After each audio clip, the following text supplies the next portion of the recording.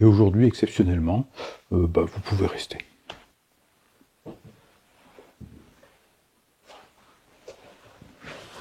Bois un café, tout ça.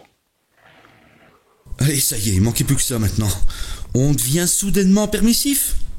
On aura tout vu. Hein. Tout de suite, s'il n'y a plus de désobéissance possible, ça m'intéresse moins. Hein. Tu sais quoi? Je me tire, je me barre, je m'en vais quoi. Et je m'en vais donner une leçon à Floki, il en a bien besoin.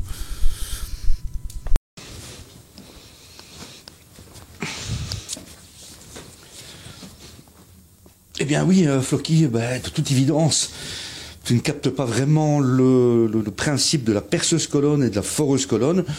Je t'invite à suivre ce tutoriel très très instructif. Ça va t'aider à progresser dans le futur. Bon, viens, on va aller par là pour ça. Par là. Suis-moi.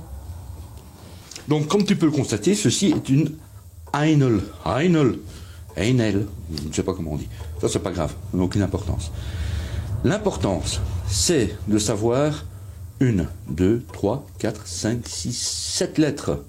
D'accord? Nous avons 7 lettres. De ces 7 lettres, il faut additionner le nombre de voyelles. 1, 2, 3. 7 plus 3, 10. Donc clairement, la formule est le nombre de lettres plus le nombre de voyelles. À cela, tu multiplies par pi. Arrondi à décimales, il faut quand même pas être trop fou. Hein. Soit le très célèbre 3,14. D'accord? Donc, 10, comme nous l'avons vu, multiplié par 3,14, ça fait 31,4. Que tu divises par 42, ah oui, 42 évidemment, ça donne la lettre F. Donc, foreuse. Faisons l'exercice sur une autre machine. Dans le cas présent, nous avons ici une boche. 1, 2, 3, 4, 5. Une voyelle. 5 plus 1, 6. 6 multiplié par 3,14, ça fait 18,84. 18,84 divisé par 42, P. Donc, perceuse sur colonne. Donc j'espère que cette fois c'est suffisamment clair pour distinguer une perceuse d'une foreuse.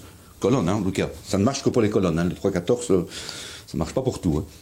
Néanmoins, je te propose un petit exercice pour bien assimiler la matière. Essaye avec Festool, par exemple. Est-ce une foreuse? Est-ce une colonne? Tu me le diras dans les commentaires. Ce qui est important aussi de savoir, c'est à quoi sert l'une et à quoi sert l'autre. Il y a bien une différence. Bah oui. Je me propose de t'expliquer ça aussi. Je suis dans un jour de bonté aujourd'hui. Eh bien voilà, c'est très simple. Dans une foreuse, tu peux y placer un tournevis. C'est très élégant, tu en conviendras. Même si ça sert à rien, hein, j'en conviens. Nous sommes d'accord. Sur ce point-là, nous sommes d'accord. A contrario d'une perceuse, tu verras que là,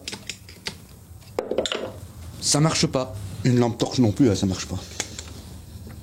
C'est trop gros.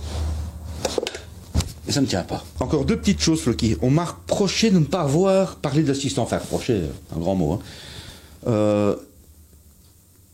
Ce que je veux en dire, c'est que, effectivement, on a beau les éduquer de la meilleure façon qui soit, ils feront comme nous. Hein. Ah oui, qu'est-ce qu'il fait? Il pestelle dans le berdouille. Ah, ça pesteller, ça faire, le marmot. Hein. Ça, pesteller dans le berdouille, un bon plan, hein. C'est amusant. Hein. Ah oui, encore une chose. Si on retire les O des mots, comme hein, tu soulèves et hein, la topie foreuse, tu en retires le O, ça fait l'affreuse. Je la trouve belle, moi, pourtant. Je la trouve belle. Ah oui, Floki, encore un truc. Après, je te laisse tranquille, je te promets. Pas non plus... Tu te souviens quand Benoît, il s'est plaint d'avoir perdu son crayon, tout ça? J'ai perdu mon crayon, si on pouvait faire une cagnotte Tipeee. C'est entre nous, ça. Hein. J'étais passé par là. Ouais. J'ai un peu de regret. Mais bon, je pense qu'il en a racheté à nouveau. Hein. Ouais. Parfois, la malhonnêteté, ça paye. Non, c'est pas vrai, c'est une blague, ça. C'est une blague, ça. Comme si tout le reste avant était sérieux. Non, mais... Oh là là là là là là. Je crois que c'est tout. Si tu es arrivé jusqu'ici, c'est que tu as apprécié cette vidéo. Si ce n'est pas encore fait, abonne-toi en cliquant ici. D'autres vidéos palpitantes t'attendent ici. Et aussi ici. D'ici là je te surveille et à très bientôt. Je t'aime cher abonné.